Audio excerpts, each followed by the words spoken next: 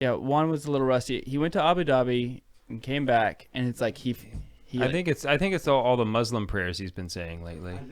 I think he watched Men in Black, and that little memory flash thing happened. Did you reset Cubase all the way to the beginning? Okay. And I deleted what was there before. Sweet. Okay. All right. Let us begin. Let us go before you guys keep talking trash about me. Warning.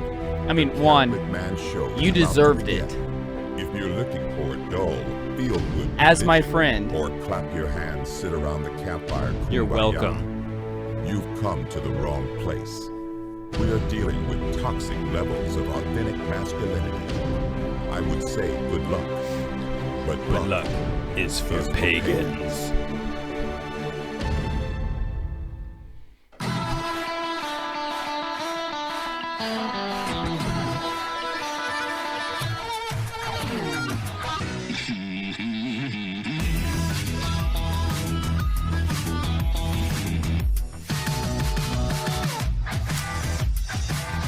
Welcome one and all to the Catholic Man Show. If you're listening live, happy Advent.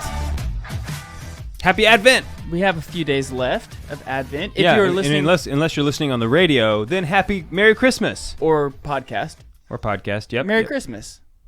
Because it will be Christmas by then.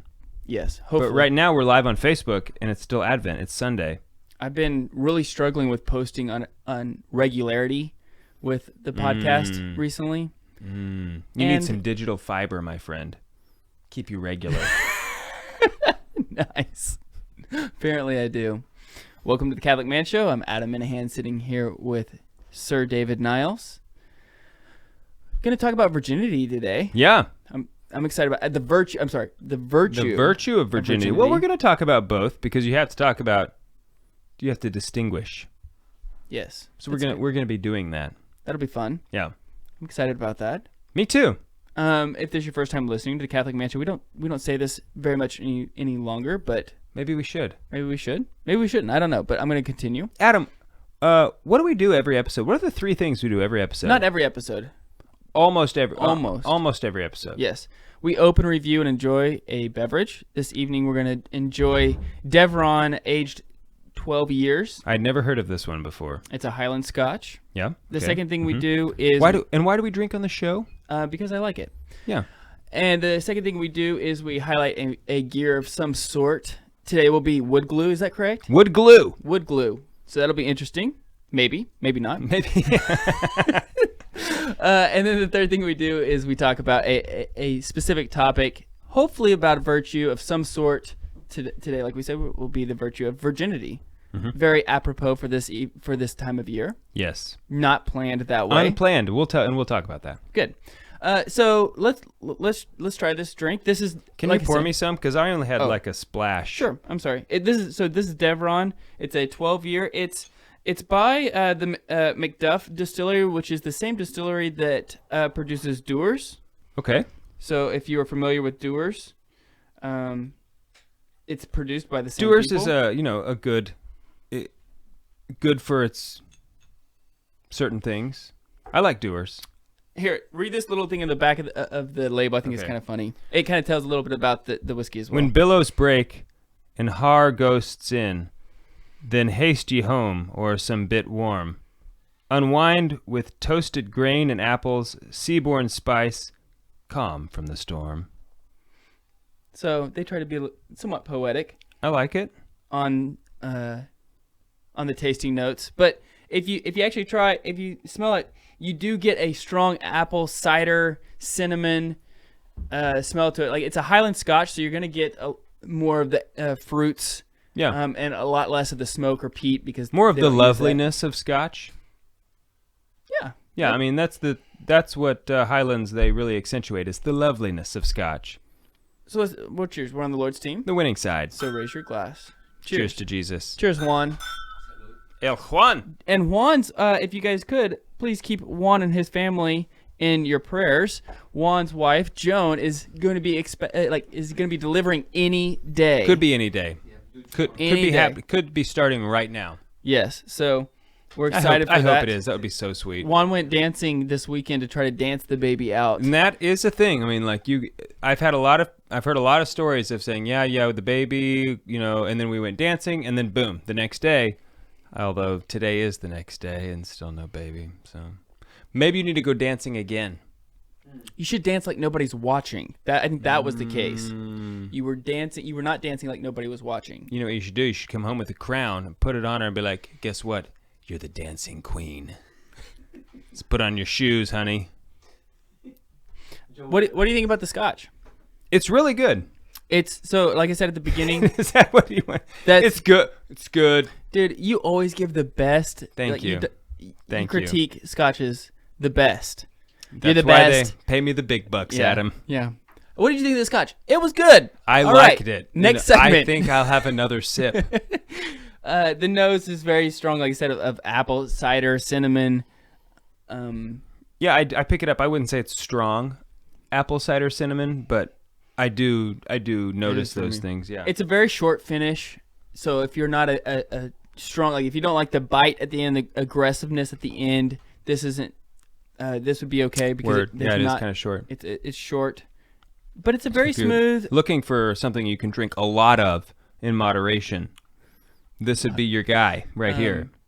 It's not going to destroy your palate like a Lafroig, right, or Lagavulin or anything like that. It's very smooth, mild. Like all Highlands, Very almost mild. all Highlands. That's kind of their thing. And the reason why I actually got this is because it was on sale. I wanted to. One, I had never heard of it. Two, it was on sale, so I thought, hey, I'll give it a shot. It was only $28. Really? Yes. So I thought it was. I think it's very good for $28. For $28, I mean that puts it a lot in perspective. For $28, that's a good whiskey.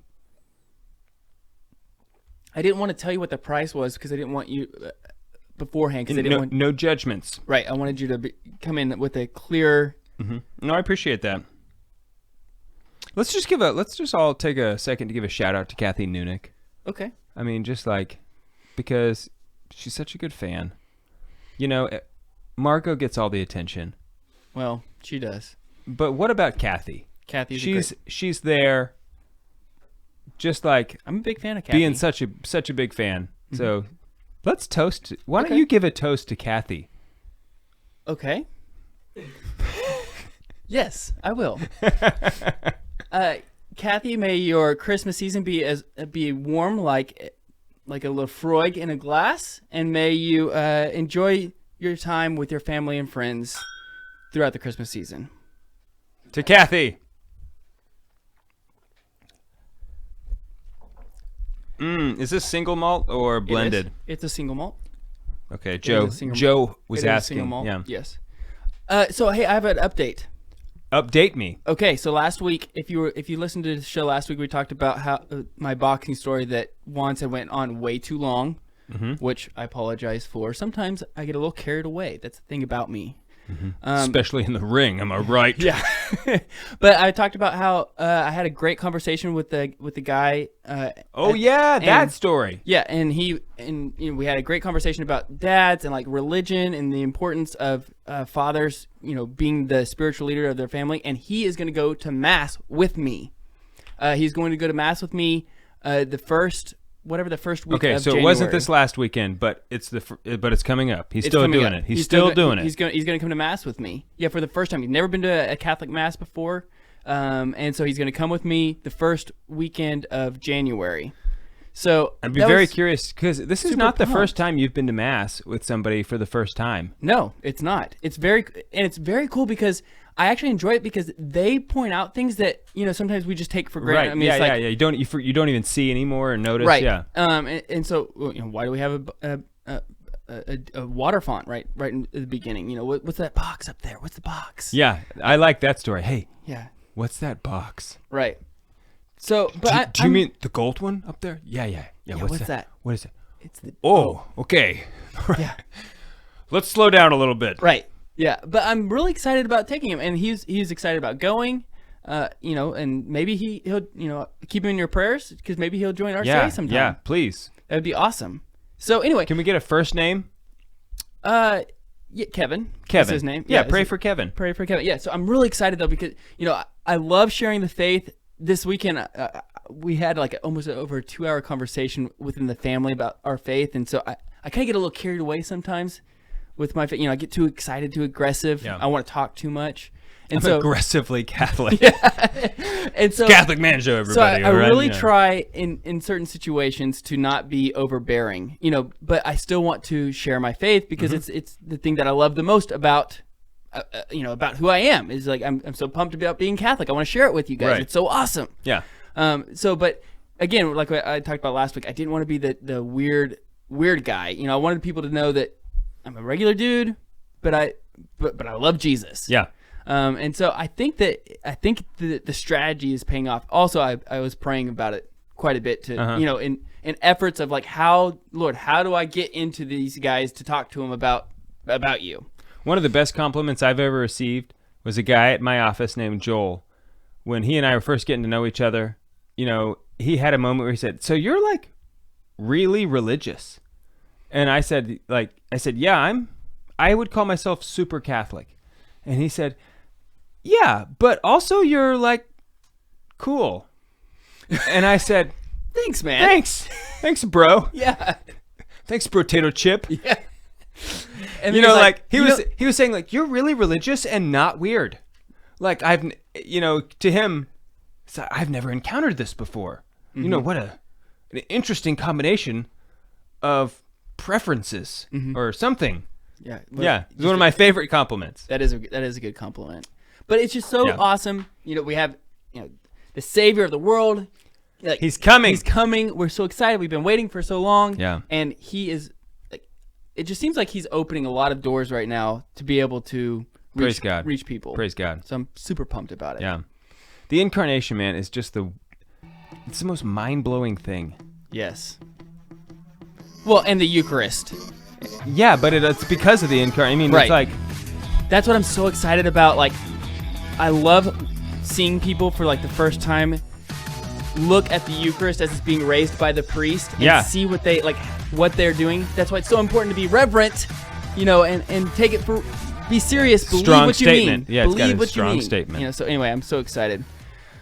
We'll be right back. We're talking about wood glue coming up, so it's gonna be riveting.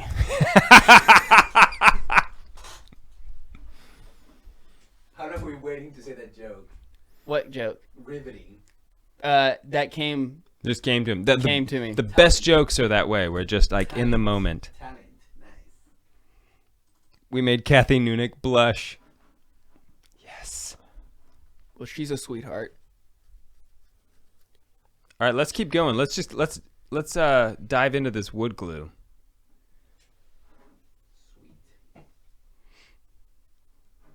Before we do, I have a couple announcements, maybe. Oh, okay. So we can go. I'm just saying, like, before we jump into the gear. Oh, you for on the show. On the okay. show. I thought you meant right now. No. Okay, so Haley's pregnant. No, I'm just joking. Oh my I'm just God, joking. she almost kill you. Juan just about broke all our stuff, bro, diving across the table. That was a joke. I have to tell the story about the first Not time. even possible right now. I know. I don't. Why Yeah, it's not even possible. It's not impossible. Well, it is. Never mind. Keep going. It's not impossible. Continue. The first time I told Juan, Pamela and I were having a baby. We were in a van. I don't know whose van we were in. We were in your Tahoe. We were in my Tahoe. Your Tahoe. On the way to Wichita. Yeah, on the way to Wichita, right. Right. Because like for the Wichita Family Conference, like part deux. Right. Because the Hans were supposed to be there and they couldn't come, and so the Hans like, well, we'll still come and give a talk. So we were heading up there for that. And I just remember I was in the back seat, middle row. So I'm in like the ejector seat, at the very back. Mm-hmm. And Pamela's next to me. I'm just really glad it was that way and not the other way around. This is like otherwise I might not have a wife. Like, but we're all just driving down the highway. Mm-hmm. And I decide, we had already decided we're going to tell everybody this is going to be the moment. And so she's leaving it up to me to pick the best moment because I'm pretty good with timing, right? I mean, so anyway, I decide, here it is. And I said, by the way, guys, Pamela and I are having a baby. And Juan it was like a concussion grenade went off. Mm-hmm. You know how like they disorient you, but just the loud sound. Right. I just remember he went ah, and Yeah. like I like closed my swerved. eyes. I was driving. Yeah. I was startled. I just like closed my eyes because of the loud sound, and like when I opened them up, I have no idea how he got his seatbelt off that fast. Okay, but it was like it had to be one smooth like motion or something. The scream and like I don't know if you practice this one. I mean, like just in case this way I'm ready. Practicing getting my belt off quickly, but I opened my eyes and all of a sudden like here he comes, and he just tackled me into the back seat. I was in the back seat, but you know, it's like You went to the trunk. yeah, I mean, it was, but at the same time, that still is like the best Reaction. reaction I've ever had. So thanks, Juan. Thanks, Juan. Cheers to loving life. To life. to babies, To babies. baby Jesus. Wait, I almost set this down without even taking a sip. Mm. Like super rude. All right, let's continue. Okay.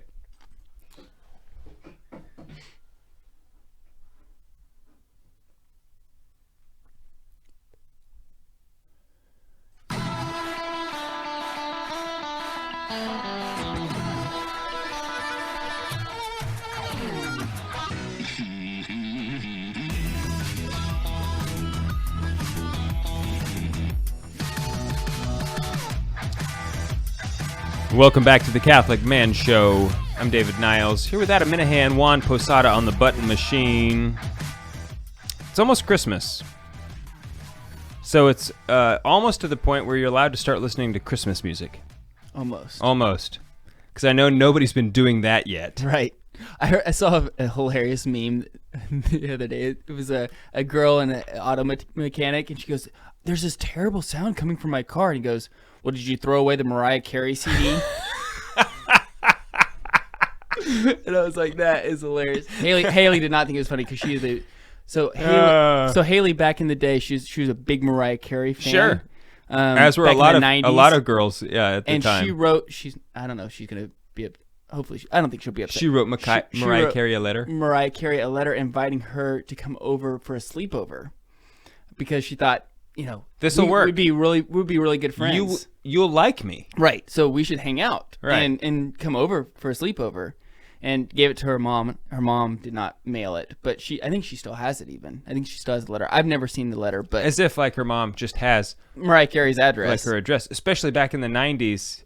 Right, where she was big. Before the internet wasn't just like everything that it is now. Like today, I'm sure you could Google a fan mail address for people, and I'm sure. If I don't know though, do people fan mail? Do people still do that? I don't know. There might be an email address. Sure, but anyway, I thought it was funny. Anyway, also go. Speaking of web addresses, great segue. Go to the CatholicManShow.com and type in your email address to us for on the Catholic Man Show. There's a little section where it gives you an opportunity to sign up for our email blast, and every once in a while we'll send out maybe once a month. I typically only send out once a month, so we don't get too crazy. We don't spam you, but we have some big things coming up. We're gonna some conferences that we're gonna be at. The Phoenix Men's Conference is coming up in a month. Basically weird. So we're really excited about that. Gonna hang out with all the guys so soon, yeah. from Phoenix. But we have a lot of things coming up that I want you guys to be aware of, and so that way, hopefully, we can maybe hang out if we're in your area. We're also open to coming to your area. So if you want us to come and we can give a talk or hang out, whatever. Yeah, or you just want to fly us out for some drinks. Yes. That'd be cool. We're also considering doing a raffle here really soon where we actually fly in somebody to hang out with us and enjoy a really nice whiskey and cigars for an evening. Yeah, like maybe Pappy Van Winkle. Yeah. Maybe. We are in the process of potentially getting a very nice Pappy Van Winkle bottle. And if we do, we're going to raffle off an evening where we fly you in and you can hang out with us. We're going to have some nice cigars. Take the bottle home. You can take the bottle home after we have a little bit because we obviously want some of it. I want to try it. Yeah. But anyway, so you're only going to be able to find that out by going to our web address, CatholicManShow.com, our website. Yeah. And submitting your email address. And while you're on the internet, you might as well go to CatholicManShow.com and sign up to be a member of the Council of Man. Yes, do that. If you want to support the show, you can go there, join the council, become a councilman of manliness, and support our show through our Patreon account, and we will, in turn, send you a thank you gift. Catholic Man Show, Glencairn glasses. Because we're thankful, or other things, yeah. We just sent out a bunch of cookies. Right. If you've been a Council Man member for a year, or you are a $25 member or above, we sent you out some delicious custom cookies. Not all of them have been delivered. sent. There's one lady here That's she's doing them all. hand making them all and sending them out. So if you haven't received them yet, just sit tight. Right.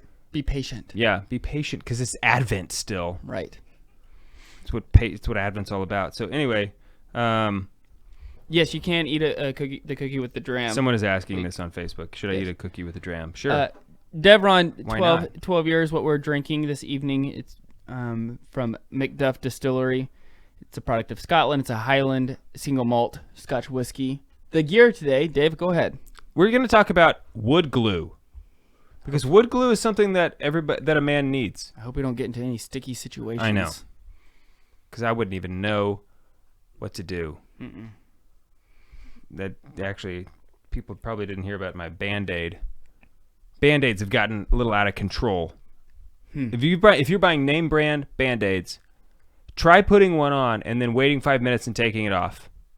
It's terrible. It's the worst. Like, who needs a Band-Aid to stick that much? Anyway, we could just, you know what? We could forget wood glue altogether and just put Band-Aids on stuff.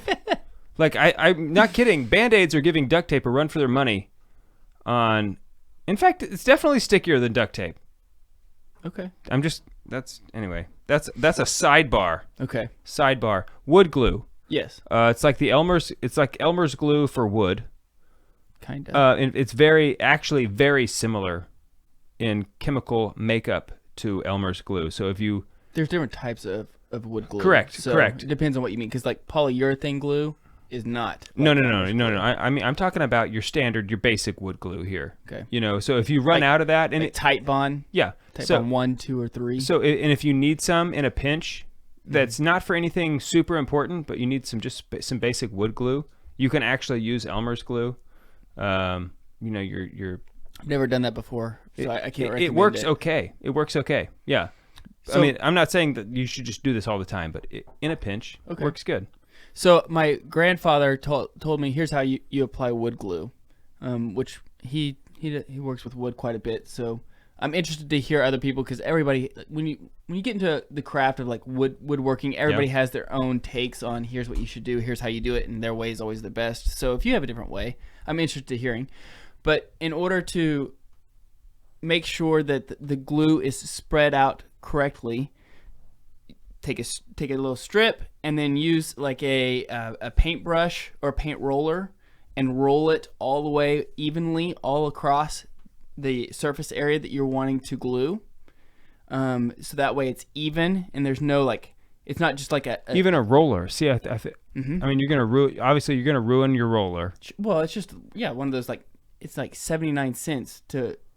Yeah, but are we talking about like just a fluffy paint roller, like your standard paint? Because also it's going to take an incredible amount of glue, isn't it? No, I've never done this. No, it does it almost immediately. So it doesn't soak up the glue into the roller. No, it just rolls it through. Yeah. Okay. I mean, you could take just a shop rag as well if you really wanted to. But, see, I'm a finger. Oh. I'm a finger guy. Yeah, you know, because it gets all over your finger. It does. Dry It does. But I feel like my application of wood glue is just like when I'm caulking something. Mm-hmm. You know, there's all these tools you can get to like, get the caulk just right. It's like, but in the end, it doesn't work as well as just getting your finger wet and using it. And so I kind of do the same thing. I don't get it wet when I use wood glue, but I'm just a finger guy. You know, I've got fingers right here. Right. Then I just wipe it on something and keep going. The vices, the clamps, are the biggest. Right. Like you can never have too many clamps. Oh man, that's a good wood. That needs to be a man gear. Someone write that down. We can. If you go into anybody's woodworking shop, there's always going to be a wall just full of clamps, and you're thinking like, why would you need that many clamps? And It's like you have no idea. you have no idea. You absolutely need, in order for, Because sometimes one project you're thinking, oh, this is kind of small, but you need 4. I mean, For a like very just small to do area. this one and thing, if you you're know? like bending wood. Oh yeah, don't even talk about bending wood. Oh, okay. Yeah, because Sorry. you need 4 clamps. You need 40. Yes. Okay. I didn't know if that was a sensitive subject for you. or Don't something. even, Adam. Yeah, you don't acted even like- talk about that. you I'm acted gonna, like I'm gonna get mad. Yeah, apparently. But so, and then there's like, have you ever used a Gorilla Wood glue? Uh huh. Um. I have. Okay. What are your thoughts on Gorilla Wood glue? Well, I'm a compared to bit- like Type Bond. I'm a big fan of the Gorilla brand of glue in general. Okay. I also like their super glue. Mm-hmm. Um, I do like their super glue. So I mean, it's good glue. Gorilla makes good glue in Okay. general. I mean, So animal or hide glue is the original glue, right? animal hide. Animal or hide glue. Oh, those are the name brands. No. Like animals, Uh-huh. animal glue, like or hide, like the skin from an animal glue. Okay. This is I have no idea what that is. okay. This is the like hide glue is the original glue. It's like what people started with. Okay. So they would take like leather. Yeah, I'm assuming. I don't know exactly how to make it. It's on YouTube. I didn't. Okay. You can YouTube it. You can if YouTube you like wanna know. how to make hide glue. Okay. And it's very easy to. I mean, it's a short video. I didn't watch it, but it was used for like bow making instruments and traditional woodworking. Hide glue, animal glue, and rawhide glue are one and the same, but the term hide glue is more common. Okay. Hide glue is the easiest enough to make as well. So I don't know, Might that's be what it good to says. know. Like So- on the last episode, once the society collapses, you'll be able to make some glue if you watch a YouTube video first. Before, and remember Yeah. it. The key is like remembering it. Right. Yeah. So anyway, it doesn't have, apparently natural hide glue does have more tack than synthetic, but the holding power of the synthetic is about the same. Interesting. So anyway, you You can might have glue to it- press the hide glue more, right. but because it's not going to be as runny. But what wood glue is essentially doing is wood is like a bunch of straws pressed together, So if you want to get your maximum use of wood glue, you don't want to like just take grain. You want to make sure that you're getting the grains right. Because Yes, and like it'll seep into those straws, and that's when you're getting your maximum hold on wood glue. and if you're really good, if you're like an artist when it comes to like carpentry, you want to like line the grains up to where you can't even tell Yeah. that they're two different boards. I don't have time. Ain't nobody got time for that. I did that with the crib. I don't have time for that. So It's basic Anyway. dude stuff. when we get back, we're gonna talk about the virtue of virginity. We're on the Lord's team. The winning side. So raise your glass.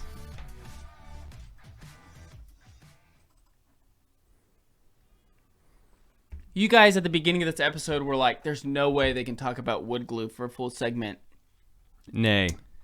and we're here to prove you wrong. Doubters. Now, whether it was good or not is a good question. That is a different question than whether or not we could do it. So, Kathy Nunick is saying that people started with flour and water glue. Well, I guess like the Egyptians also probably If you started wanna- out with like if you mud. Wanna, if you want to eat the glue, add a little salt. That's what she says. I mean, I guess like the Egyptians used mud. What have you been doing today? Just eating glue, man. Eating some glue. Delicious. So, You got chips? Psh. glue. Over here eating glue. Okay. Adam, we're all worried about you. Yes. Been eating glue. What would be the best way to start? Adam, you know what the best way to start. The You know definitions? we're going to define our terms, okay? How many times have you asked me this question about every topic? It's always the same answer. I know, but I like We're going to define our terms. I like to listen to it. We're going to say what it is, then we're going to say what it isn't. And then we're going to talk about The the nuances. okay? Every time. That is the whole prep of the Catholic Man Show. It's right there. It's like, what's your topic? Okay. Here's Yeah, the but topic. many times you ask me this seriously, like, but how are we going to approach it? It's like, we're gonna define our terms. We're gonna say what it's not, and then we're gonna talk about the nuances The of same way we do every night, Pinky. it. Try to take over the world. Try to take over the world. Okay, let's continue. It's a 90s kid joke. Yeah, is that Pinky in the Brain? Yeah. Pinky and the Brain. Pinky and the Brain. All right, let's One get of going. them is something. The other is insane. To prove their mousely worth, they'll take over the earth. All right, here we go. Let's continue. The Pinky and the Brain, brain.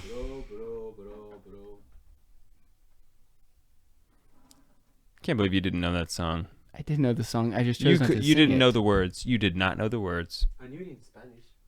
Yeah, nobody knows it in Spanish, Juan.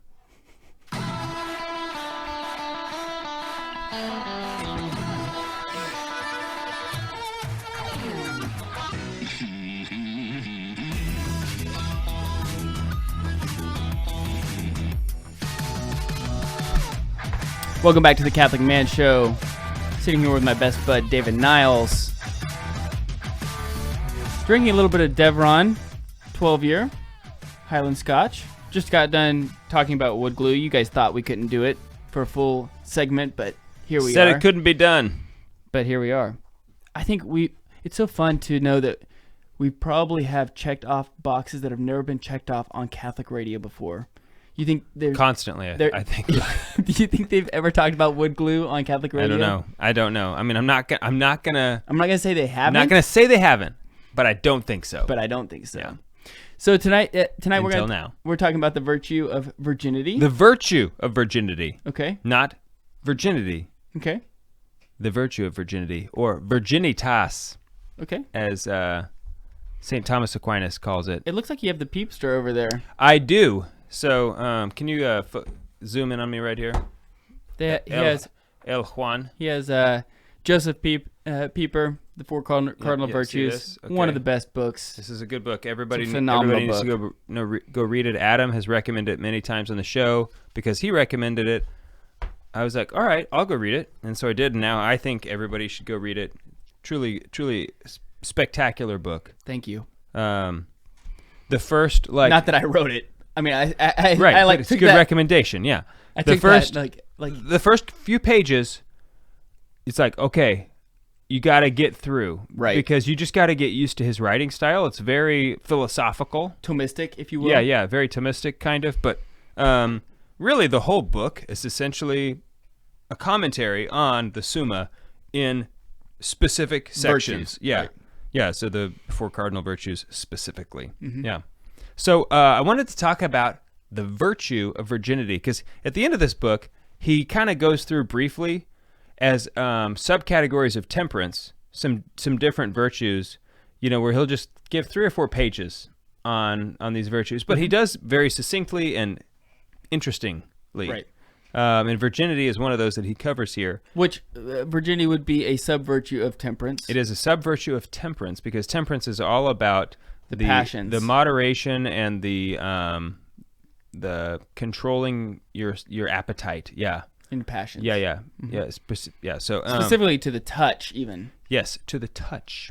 Physical touch. Interestingly enough, St. Thomas says that people who are the most sensitive to the touch, those are the most intelligent people.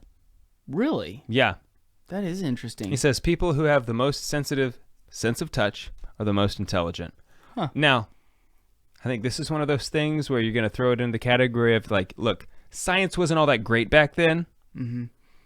Because I would guess that this could be demonstrated to be inaccurate. That I'm guessing the sense of touch is uncorrelated to one's IQ. But anyway, it is. I thought that was interesting. St. Thomas comes down like pretty firmly on that. Just as a That is interesting. point of interest. Yeah. So virginity. What is it? What is it not? Okay. So I like this line here at the very beginning. Once again, this is Joseph Pieper. He says, virginity is not a fact, but an act. It is not a condition, but a decision. Okay, because I think here in America, at least, I can't really speak for what it's like to grew up in other cultures, but I was raised thinking that virginity is a state of being where one has not had sexual intercourse. And that after one has had sexual intercourse, you are no longer in a state of virginity. Okay? And actually, that's accurate from a physical standpoint. Okay? But that is a state of virginity, not the virtue of virginity. Okay. Okay? And we're talking about the virtue today because one could practice the virtue of virginity while not being in a state of virginity. Okay? Interesting. I know. Right. And I think that's very relieving. It's like, oh, wow, because I think there's a lot of people out there. I used to feel this way where it's like, you know what? I messed up. I gave away something precious that I cannot get back. Right. And it's a very demoralizing feeling if you think I'm kind of it's hopeless for me now, and that there's no reason for me to continue this arduous, difficult march of chastity in your dating life. If it's like, well, it's gone. No reason to struggle now. Might as well the floodgate has been opened. Might as well just give in. Right. But that is just totally wrong. I mean, that's the devil, of course. Yeah. So the virtue of virginity is not a fact, but an act. Not a condition, but a decision. Okay. And so then he goes on to talk. Wait a minute. Can I interrupt really Go fast? Go ahead. It's not okay. So is it one of the only virtues where it's like it's not an act, but it's a no, it's not a fact, but it's an act. Okay, I'm sorry. I'm missing. Continue. Yeah, not a condition, but a decision. So it's that action that you make a decision, and the action of that decision lived out, the habit. Okay, I understand now. Becomes the virtue. Sorry, Yeah. Okay. I apologize. I'm glad you clarified. So he talks about like it's not a state of being inviolateness, like where you're not violated. Although he does say that the state of what he calls inviolateness may be the trophy of heroic chastity. So if you die with your virginity physically intact, that is a truly applaudable and like incredible, wonderful gift. Right. I mean, they to bring to our Lord. They even say like you get a white crown. Yeah. And I've heard that in heaven, especially if at a marriage, if both people in the couple have saved themselves for marriage, then there is a special grace reserved for them that will bless them throughout their marriage. And I really believe that. I mean, it is. Yes, absolutely. It is an incredible gift to bring. So,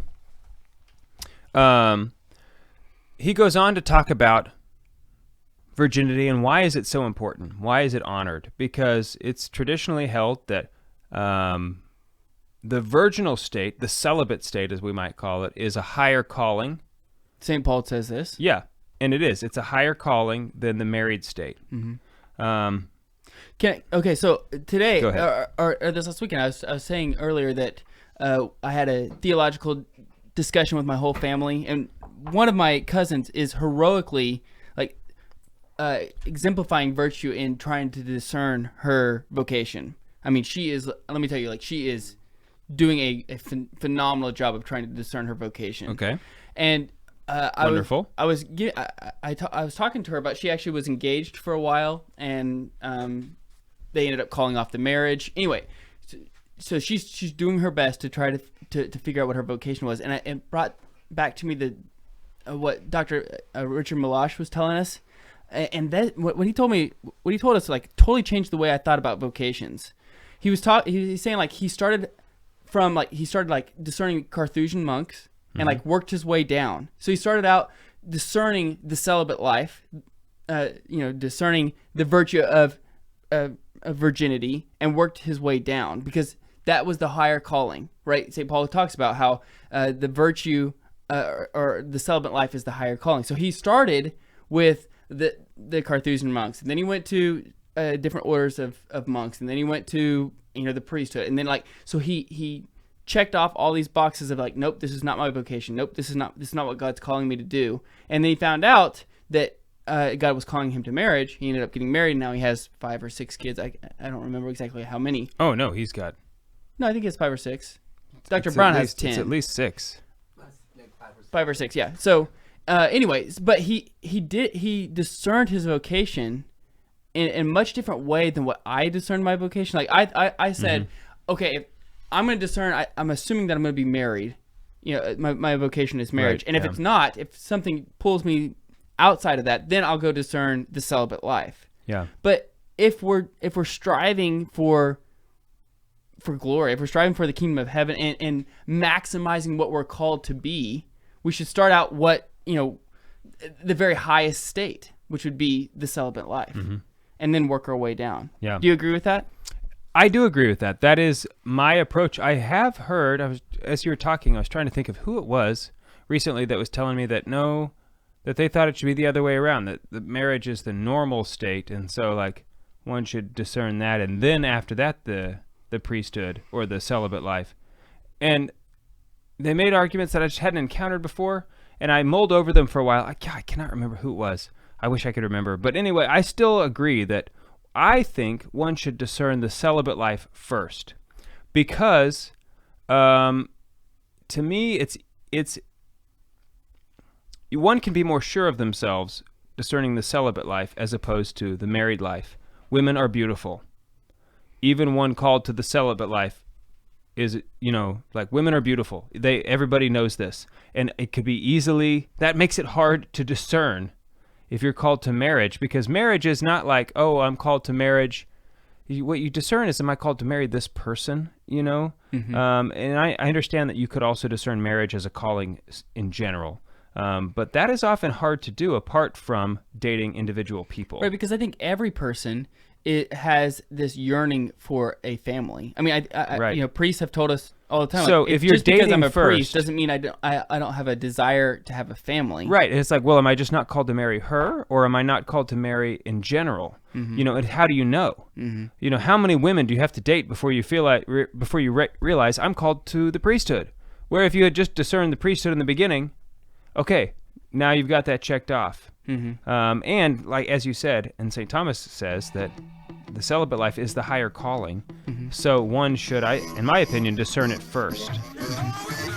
And I think, God always, out of the 99, he'll leave the 99 to go get the one. So if you're discerning God's will and you've departed from his will, he's going to grab you As long and as bring you're you honest back. about your discerning, Right. yeah. He's going to bring you back. So, and then it'll give you some peace to close that door and say, nope, that's not what he's wanting. I can move on and be at peace with it. So anyway, when we get back, we'll continue this conversation. Yes. Good.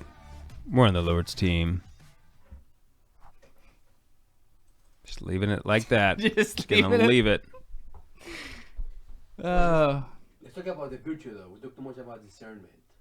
Yeah. Okay, I'm sorry. That was my fault. I jumped into that, but she listens to the show, and like I wanted her to hear that. That was specific for one person. So I apologize for everybody else. Maybe it'll touch somebody else too. Maybe somebody else is doing the same thing. But it was a really good conversation, and she's like exemplifying crazy virtue to try to discern what God's calling her to be. She's amazing. I know what you're talking about. And it made me think about how we need to take our vocation seriously and Be intentional. be intentional about it. And not only that, but giving like the satisfaction of giving like the peace that comes with knowing that God is not calling you to this, because she's been discerning whether or not she should enter, to consider becoming a nun, and living this life, but she's not sure. It's like, well, you need to go on visits, because if you're not, you think you're just gonna like get a message from God, right? But and she's also, anyway. So she's like discerning this, and I'm like, well, listen, you're not gonna be at peace about this until you go. Yeah, and if you just go, And if you go, God spend is a going- month, like even if it takes a month, Right. At the end of the month, you'll know. Right, and God is going to be pleased with you for wanting to discern His will, like this, wanting to do His will. Yeah, and if it doesn't work out, maybe try a different one or whatever. But I feel like you will have peace if you decide, no, actually, that's not what I'm called to. I am called to marriage. Now you can move on with confidence. Right. Yeah. Yeah. So anyway, I apologize, but that was something that. You're right, bro. The prayer about like thinking about I want to do God's will, but the fact that I'm trying to do, even if I'm not doing the God's will. No, that's the prayer by Thomas Merton. Yeah. Some people don't like that. But he wasn't exactly like a faithful Catholic in the end. I mean, like. Well, at the end, I think he actually was. I think he did. I think he. Oh, is that what it is? I He was think in the end. I think he did repent of, He had some rough spots. as we all do. Yeah. I mean, we all have rough spots, but not necessarily that rough. Where you're like. Right. Anyway. Not everybody goes I- into formal heresy or material heresy. Yeah. So, if acting the virtue of virginity is not an act, you said it's not an act. It is an act. Or It's not a fact. it's not a fact. It's not a But fact. an act. An act. It rhymes. Yes. Okay. So can you be? So you can be not a virgin, but still practice the virtue of virginity. Correct. So I was talking to Pamela. Well, let's save this for Okay. All right. Let's keep going. One. You're gonna differentiate between virginity and chastity. Yes. Yes. We need to do that. Yes. And Nick Miller says St. Ambrose has great homilies on virginity. I actually read one of them, or a part of it. If only you could remember. I know. It was like 3 days ago, and I should be able to remember. But again, I'm gonna keep using the. I have a newborn and I'm sleep deprived. It is. and It is a real thing. It's real. I don't have a clarity of mind. All right, El Juan.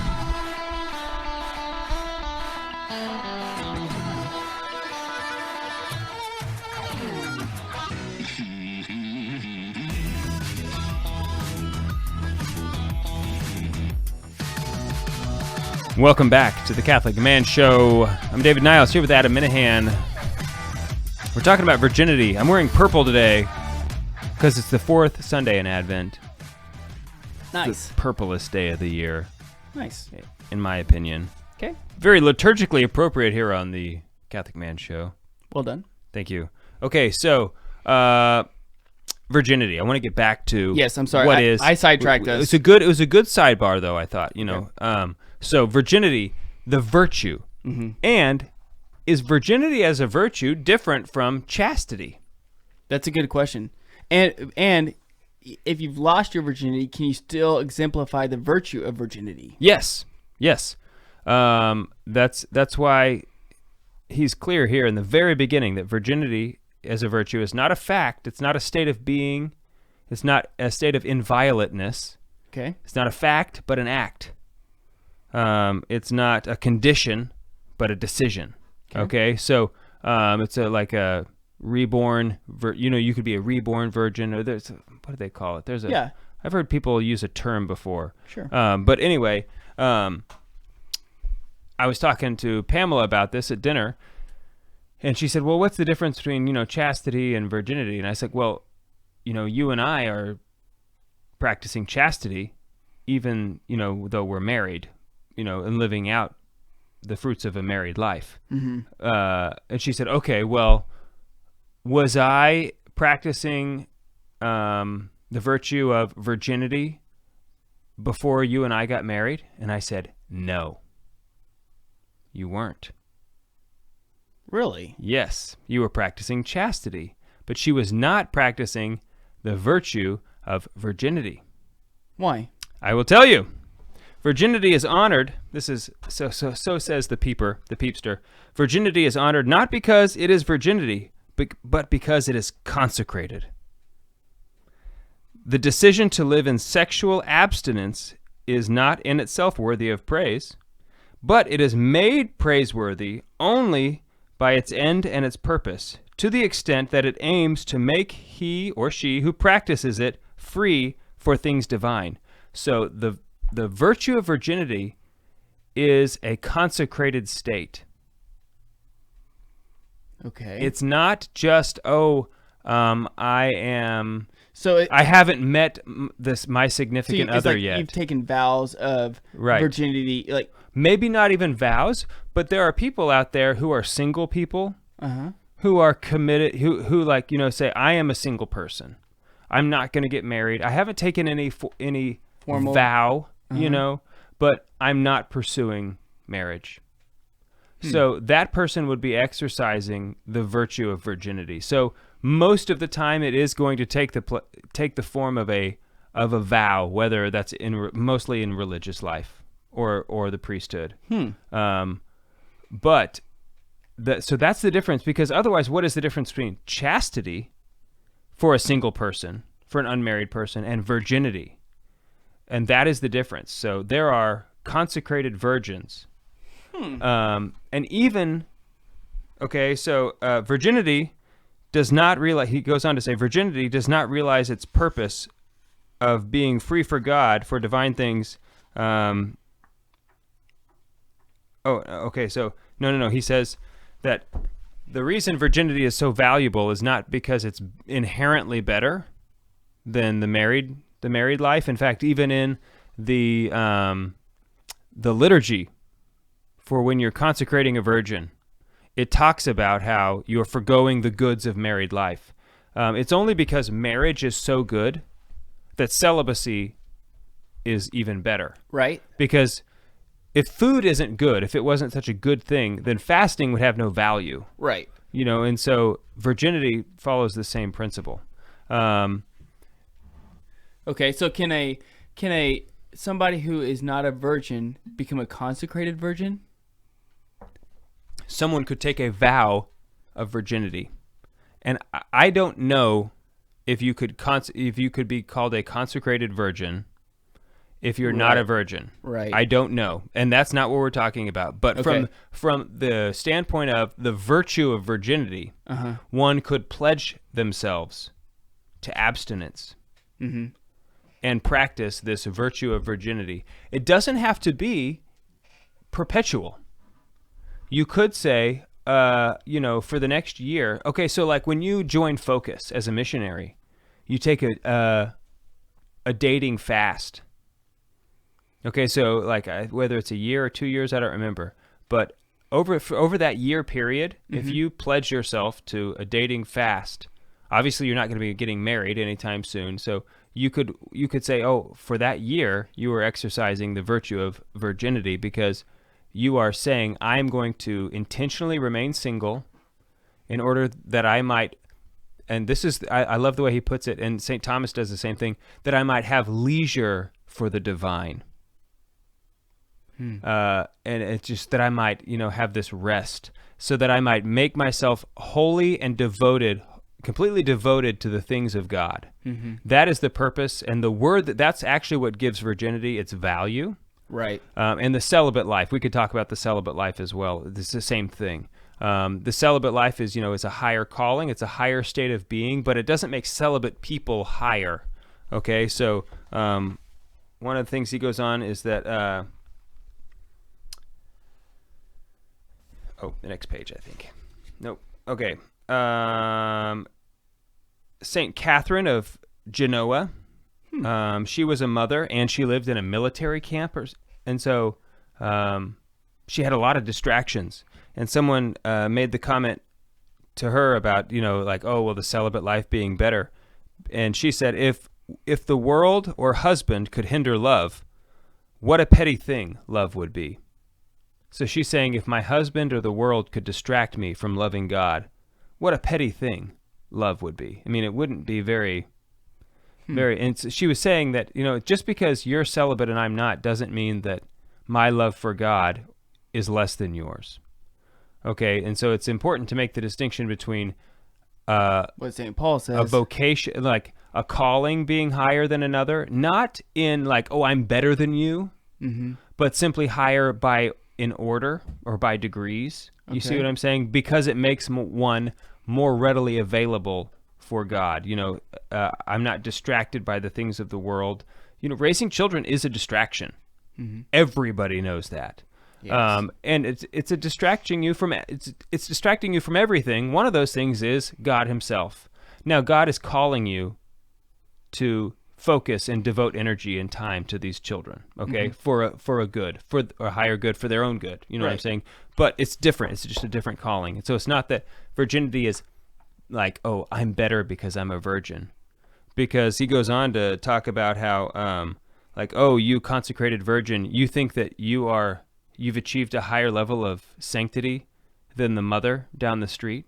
You know, she right now is raptured in prayer, and you are not. You know, it's not that. Yeah, but I think St. Paul does say that it's a higher calling by order, but that doesn't mean that every consecrated celibate is holier than every married person. You see what I'm saying? Yeah. Sure. So, sure, I understand that. Yeah, and so you should get this book and read it because he goes into some very interesting arguments against virginity, and like why one shouldn't do it. And you know, he uses arguments from nature. One is about nature, and one is about the common good, and that it's not good for the common good, obviously, because you're not reproducing, you're not building the community. And then one is that, well, it goes against your nature. He also in the Summa, he says, virginity is not, this is one of the arguments. It's like, man, this is just how brilliant St. Thomas is. He says, virginity is not a virtue because one is not born with the virtues. Wait, virginity is not a virtue? He says that's one of his arguments against it. When he's saying whether virginity is a virtue or not. It's an objection, right. He says virginity is not a virtue because one is not born with the virtues. And one is born with the state of virginity. And it's just like, man. That's a good argument. This is like classic St. Thomas right here. Steel manning. Yeah, exactly. Like, yeah. Okay. How does he answer that? And he goes on to say, like, well, yes, you are born in the state of virginity, but that's not the virtue of virginity, and so stuff like that. But anyway, the virtue of virginity is a very, very, very valuable gift to God, and it's like one of those things that if you are called to this state, or if you think you might be called, don't overlook it. Nothing could be more precious. Right. At the moment of your judgment, if you can offer yourself not only in a physical condition as we talked about, but if you can say, I pledged myself to you regardless of what I had done in the past, and here I am today with my pledge unstained. That is the reward in heaven that you will receive will be unmeasurable. Well, and they even Saint Maximilian Kolbe said that when he was young, he had a vision of Mary, and Mary had a white crown and a red crown. Right. And he said, "Which one do you want?" And he said, "I want both." And it symbolized the virtue of virginity and also martyrdom. And so, he chose both. He chose both. There have been a couple people who have chosen both, I think. Yeah. Also, if you are struggling with chastity, if you're struggling against sins of the flesh, ask our mother under the title of Our Lady of in Violet to pray for you, because and Saint Joseph, and Saint Joseph as well, who's the most chaste spouse. But those two under those titles are extremely powerful. Our Lady in Violet and Saint Joseph, the most chaste spouse. There's some questions that have been asked on Facebook that I want to ask you. So if you are listening to the podcast, you can go over to YouTube because we continue this conversation over on YouTube. We're on the Lord's team. The winning side. So raise your glass and cheers to Jesus. No, you can keep it going. We'll stop it and then restart it. Because I think Leek had something he said that's confusing. I just don't understand the theology behind it. It seems the same when you choose celibacy or chastity like a priest or a nun.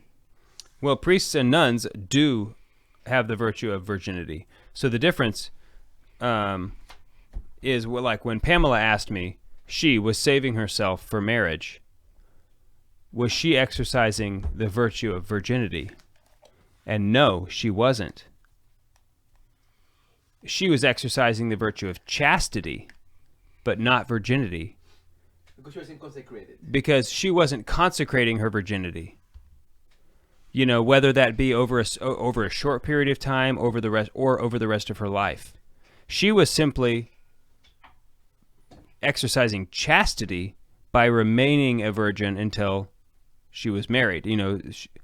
Where it was still chaste, she could remain chaste and no longer be a virgin. You see what I'm saying? So Okay. So that's the difference between someone who is virginity as a virtue takes on a sense of being consecrated.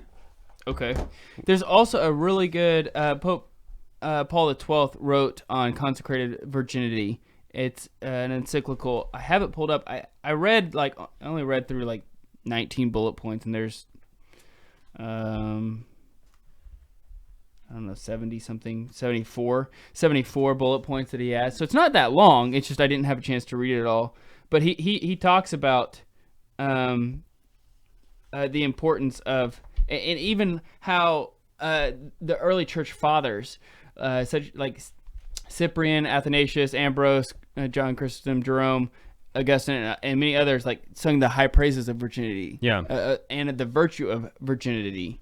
And so anyway, it's a really good encyclical, at least the parts that I've read, and I read a Cliff Notes version. Yeah. So what it was good. I read this on the episode, but this is a quote I didn't say. It's from Saint Augustine, his work De Virginitate, which is on virginity. Virginity is not honored because... Wait, who is this from? Saint Augustine. Okay. Virginity is not honored because it is virginity, but because it is consecrated. And once again, when you say consecrated, we're talking about consecrated, okay, what do you mean by that? Define terms. Define what consecrated means, because one is making a pledge of themselves to virginity. But can you not do that? Can you not do that before you get married? Well, I'm making a short-term pledge of virginity until I get married. Well, I think. Well, Because I don't know. I don't know.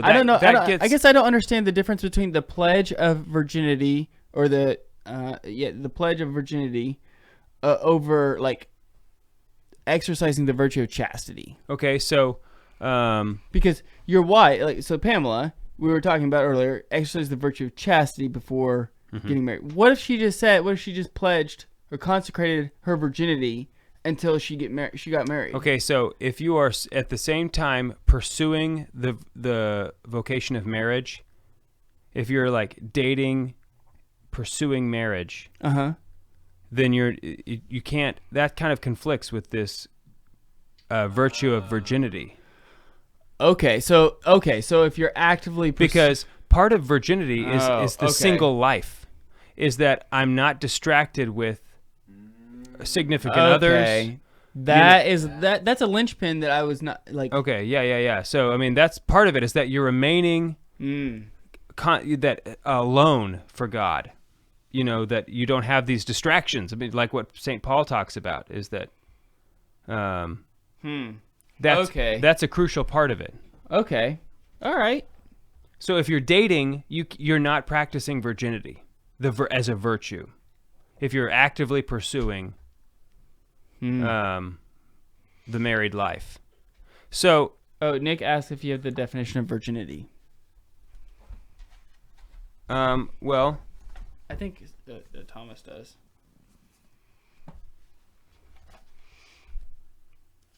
On 1799, page 1799, question number 52 in the Summa is talking about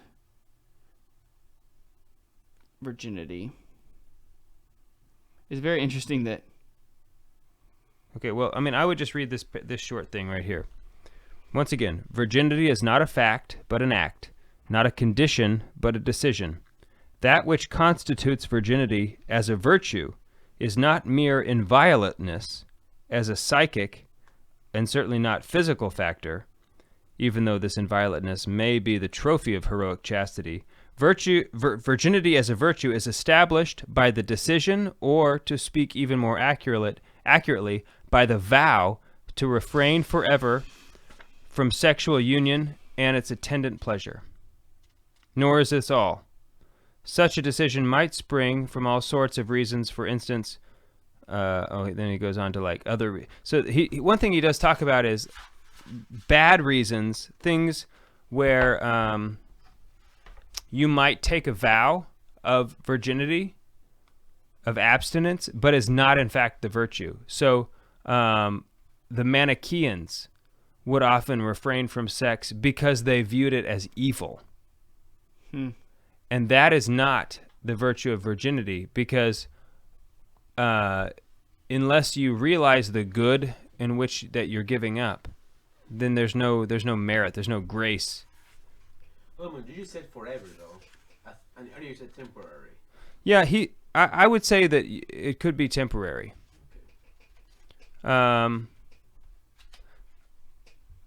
He does say forever. I don't know. I think that it could be temporarily. I think that it's possible even for a married couple to, and maybe there's maybe this would be a subcategory of the virtue of virginity, but like there are, especially married couples throughout history, it used to be a lot more common where they would take vows of abstinence for like a period of time, like 2 years, where they would remain abstinent. Really? Yeah.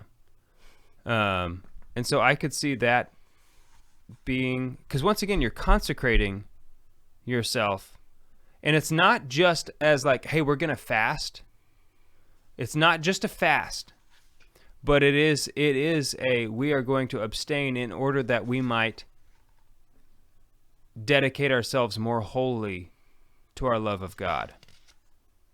You see what I'm saying?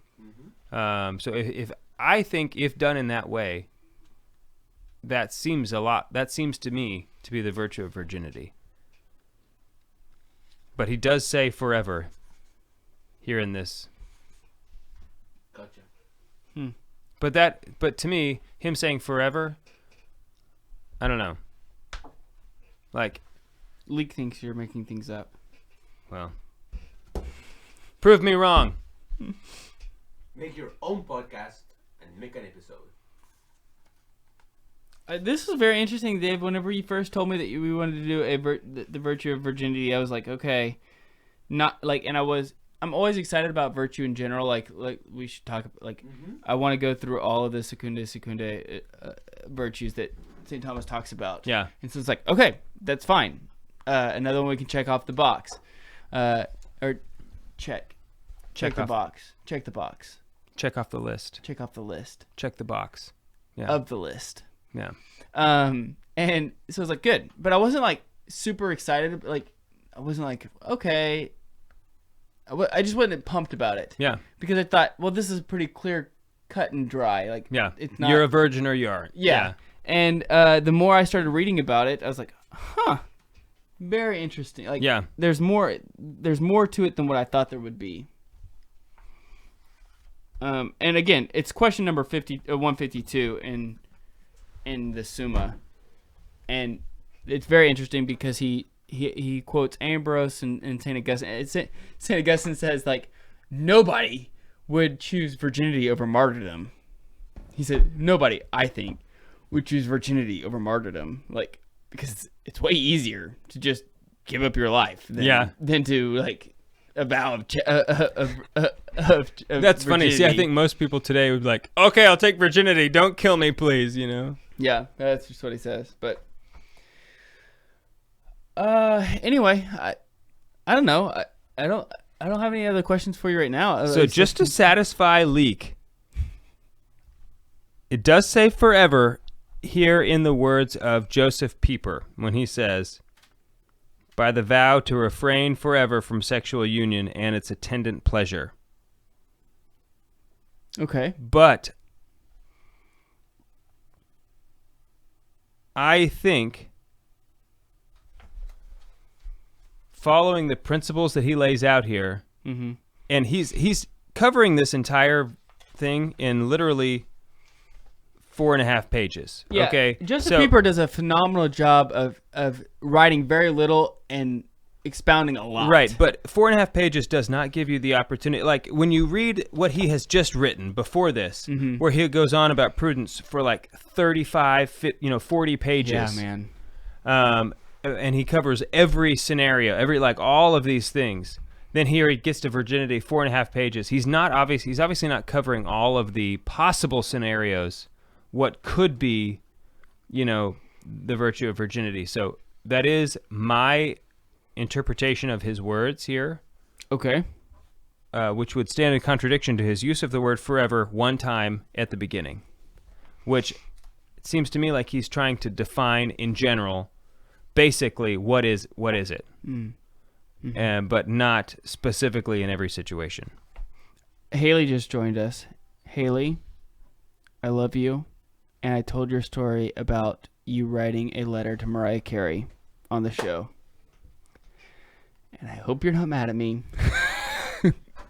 And I love you. It's a great. She was a little girl at the time, so All right. Say goodbye. I'm done. Okay. Good job, Dave. Thank you.